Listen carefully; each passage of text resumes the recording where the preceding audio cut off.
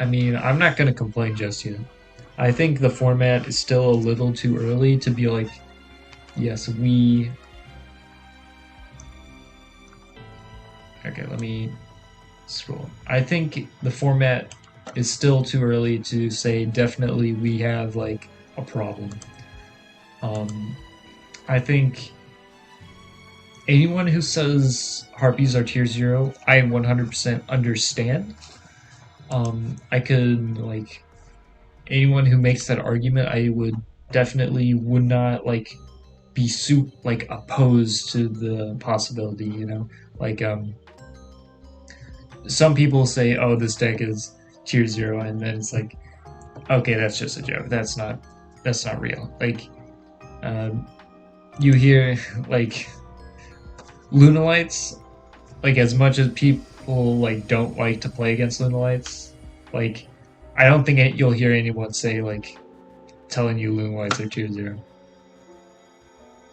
But Harpies, when someone says that, like there's a legitimate discussion to be had with that. Um, Also, Circus, whenever you're doing the wrap up video, include this, I guess. Um, but yeah, I think Harpies, I'm not gonna, for now, I am not going to say it's a tier zero strategy.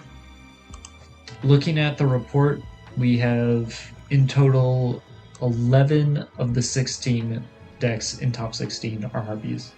I'm not going to go like one by one pointing them out, but there's two primary builds we see. There's a 22/23 card build, and they almost all look almost exactly like this. Three Channeler, three Perfumer, and then three Swallow's Nest, Harpy Lady Ones, two Treacherous, and then Featherest, Egotist. Um, you look at another list, almost same exact monster lineup, but Gamoon is also pretty popular. Um, Once again, same. You get the idea. The other Harpy build is you see a little less of it, but it's also pretty prominent. Is the 30 card build, or like a mix between the 30 card build and the 22/23 card build.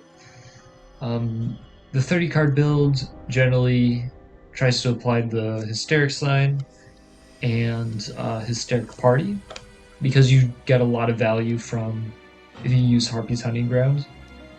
You set Hysteric Sign and then you just summon a Harpy and then you pop Hysteric Sign. And then in the end phase, you get 3 Harpies for your follow up turn. And Hysteric Party is really good for just flooding the board with monsters. And generally, this build um, kind of bullies a lot of decks because it's running 30 cards. It generates so much advantage off of Hysteric Sign, off of Hysteric Party. So for those reasons, it really can outgrind pretty much any deck. So those are the two primary ways people are playing Harpies. Other than that, we will see. Well, firstly, if you look in the top four is all Harpies.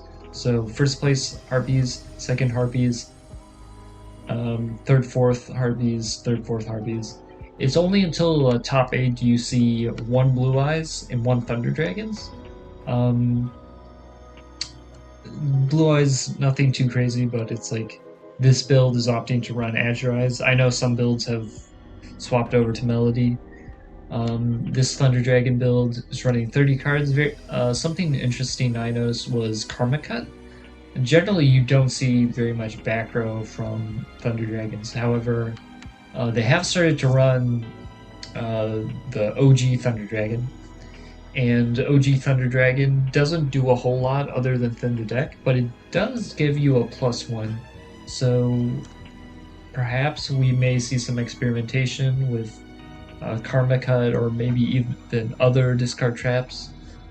Just using like the Thunder Dragons as discard fodder because there are times when Thunder just like is stuck with Dark or Roar in hand and or Hawk, and it just needs some way to like start playing the game because you don't always get to Aloof Lupine or Gold Sark. So for those reasons, I think um, stuff like Karma Cut, not just Karma Cut, but like some sort of discard trap is definitely something you want to be looking out for. Um, and then once we have to get into the top 16 before we see the one Fire Kings, one Water, and one Thunder, or one other Thunder. Um, Fire Kings, it's a good deck, but like compared to Harpies, it's really hard to justify playing a deck like Fire Kings when you could just play Harpies. When Harpies is, it's fast, it's consistent, it can OTK. Um, Something about Fire Kings is that they can play and they're decently consistent. They have the Tenki, so they're able to search out the Arvada. They have Onslaught, and they can run multiple copies. They have the 3 islands, so they're able to search. Their issue more comes in their push ability, you know? They can't really pressure very fast. If Harpies makes a passive turn 1, it's very difficult for Fire Kings to OTK. They need to see Fire King Islands, they need to see Garunix, and they need to see Arvada or Beirong or Atenki, you know? So it's very difficult for Fire Kings to like take advantage of Harpies having a weak opener. So for that reason, I think Fire Kings are maybe struggling right now compared to the other decks. Water, um, Water is another case of why would you run Water when you can run Harpies? So you see, Water is people complain about Diva. However, if you don't see Deep Sea Diva, Water gets a lot weaker.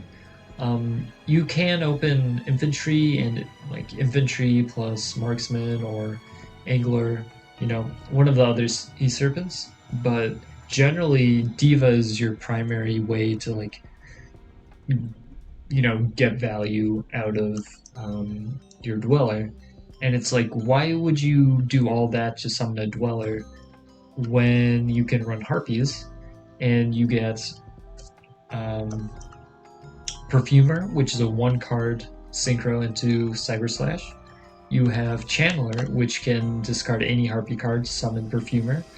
So that's another way to summon Cyber Slash.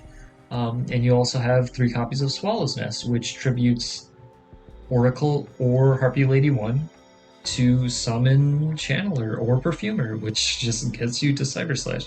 It's really hard to justify playing Water over Harpies, just because Harpies has inherent ways to deal with back row. You know, it has Harpies Hunting Ground, so it can deal with back row like naturally. It doesn't need to run Mystical Space Typhoon. You might see, if you check the report out yourself, you might see some of them are citing it. We see from Sokram, he is citing 1 Mystical Space Typhoon. Some of them are citing maybe more, maybe less. But generally, Harpies don't need to cite much removal because they have the field spell skill, and just normal summoning and special summoning their monsters eats through back row. So that's why I would say that Water, even though at first Water was like, oh, Water is so good, like a lot of people were on the hype train of, oh, Water is a good deck, so it's getting used a lot, it's seeing success, it must be a good deck, it must be tier 1 or tier 2, but really Water doesn't compare to the strength of Harpies. So that's the reason I would give as to why Harpies are succeeding to such a degree while Water is not. And then lastly, we have the Thunder Dragon build by Rugnari, or Rujanari. I would assume Rugnari. He's run a very similar list in previous MCS. very compact build with OG Thunder Dragon. Um, 2 copies of Dark, Hawk, Roar, and Levianeer. Like generally a very unique approach to the deck, which I've always found like an interesting way to play it. Um, excuse me. Maybe there's some merit to it. I don't know. Would have to look into it myself. But congrats to him. I'm not going to look at every individual Harpy deck because just scrolling through, you can kind of see a lot of them are the same. A lot of them just fall into one of 2 categories, and for that reason, it's like hard to kind of point out, oh, this build is really like nuts, or this build does something none of the other builds are doing. It's kind of homogenous, which does not bode well. However, I am optimistic to say that I think um, I don't think it's safe to say just yet that Harpies are tier 0. However, I think it's very clear that Harpies are the best deck. Um, just looking at the first place list, it's very standard. And when you see a standard list, you will very often, when you see a standard list like this, win or like perform well at major events, um, this is a pretty big indication of how strong like a standard list is. So for that reason, I would definitely say going forward, there's a lot of hype behind Harpies. 56 out of 140 entrants, 139 entrants. So over a third of the total players ran Harpies. Let me scroll out. So 156.